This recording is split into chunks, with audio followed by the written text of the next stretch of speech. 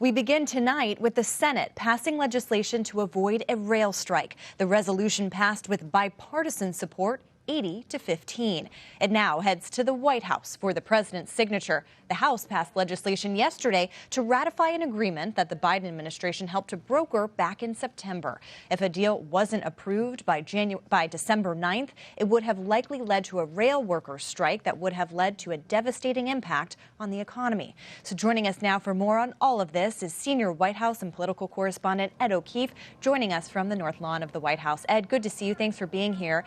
So how is the White House reacting to news of this passing the Senate? Did they get what they wanted?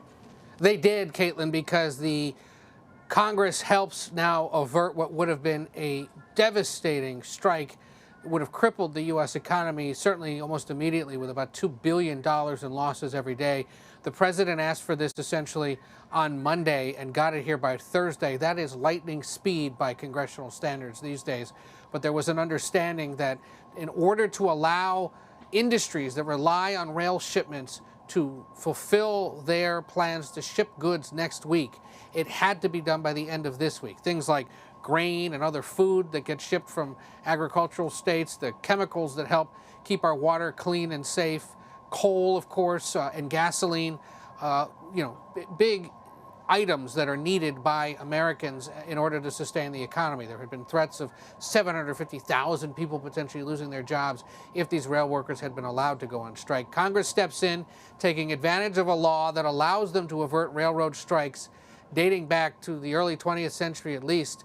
They've done this now 19 times in U.S. history, stopping railroad workers from striking. The president admitted repeatedly and in his statement today that he was reluctant to do this. He is, or he likes to say, he is the most pro-union president, at least in modern times, but that the perfect couldn't outweigh the good, and the good was a pretty decent deal cut for these railroad workers, brokered in part by the Biden administration back in September, that gives them a 24% pay increase over 5 years, sustains what's called the two-man crew, or the two people that go out on the rails and do a lot of the maintenance work and other services along the rails, something that the railroad companies had gone after, and then made other improvements to benefits and whatnot. But what 4 of the 12 unions involved had been seeking was at least 7 days of paid leave, and they had rejected that agreement reached in September, saying they wanted to see that happen. Privately, some of these union officials would tell you they knew this was a really great deal, and they were wagering that with a pro-union president and a really pro-union labor secretary, Marty Walsh, who's a former union boss, perhaps they could convince Congress and the White House to give them those 7 days of paid leave. It didn't happen. And then in a statement during his press conference with French President Emmanuel Macron earlier today, the president made clear he'll keep fighting for paid leave. I think we're going to get it done, but not within this agreement. Not within this agreement. We're going to avoid the rail strike, keep the rails running, keep things moving, and I'm going to go back and we're going to get paid leave, not just for rail workers, but for all workers. The president got a little piqued by the question, which was in essence saying, you know, if you're so supportive of paid leave, how come you didn't give it to these rail workers? He said, look, they'd gotten all these other things. This is one of the only countries in the industrialized world that doesn't have paid leave. He'll make it he vowed to keep fighting for it for those workers and for all American workers, Caitlin. Yeah, I mean, that's a really interesting point, Ed, and that seems like an uphill climb on the hill. Reason why it didn't get included or wasn't voted for in this iteration. How involved does the president plan to be in that, or is the sense that they were able to avert this rail strike and have to move on to other issues? It's more likely to be the latter. And the administration was pretty closely involved since the spring. The Labor Secretary, Transportation and Agriculture Secretaries, all in one way or another involved in this, keeping the parties at the table. As I said, Walsh, the former mayor of Boston, was a union boss before that, and he directly oversaw the final days of the negotiations over this tentative agreement. The president then brought some of those officials here to the White House and called it a great deal for America. And the hope was that they would agree to this deal before Thanksgiving. But 4 of the 12 unions involved in all this had held out, seeking more, and yet they understood the broader economic implications, and at least leadership of those unions understood, maybe not all the rank and file, that they'd gotten a pretty good deal here, and they'll keep fighting as they have now for 5 decades to get paid leave. That was one of the striking things I learned this week, Caitlin, in our reporting on this, talking to one of the union leaders, that for 52 years roughly they've been fighting to try to get paid leave, and railroad companies have stood in the way, arguing that they have all these other benefits, that they can take time off if needed for other reasons, but they argue they deserve some paid leave as well. Yeah, and Ed, I also want to ask about a big visit to the White House from French President Emmanuel Macron. Can you give us a sense of this, the importance of this relationship, the idea that President Biden chose this for his first state visit, what they discussed today, and any sticking points they may have?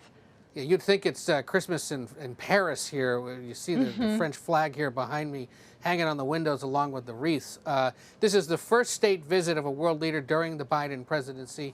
He chose America's oldest ally to reinforce that relationship and say thank you to a country that's been pretty involved, especially with the war in Ukraine. The two leaders discussed a host of issues, including what to do about Ukraine and Russian leader Vladimir Putin.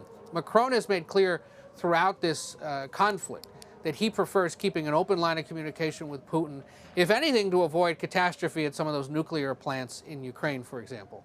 The president, of course, has said he's not meeting, and he said it again today, not meeting with Putin unless or until he agrees to start withdrawing forces and find a peaceful solution to end this conflict. So they part ways on that, but they certainly stand firm in supporting Ukraine. Another interesting development that had sort of percolated in the last few weeks comes out of the Inflation Reduction Act, which this program, and you and I and our colleagues in the Bureau have spent so much time covering over the last year and a half.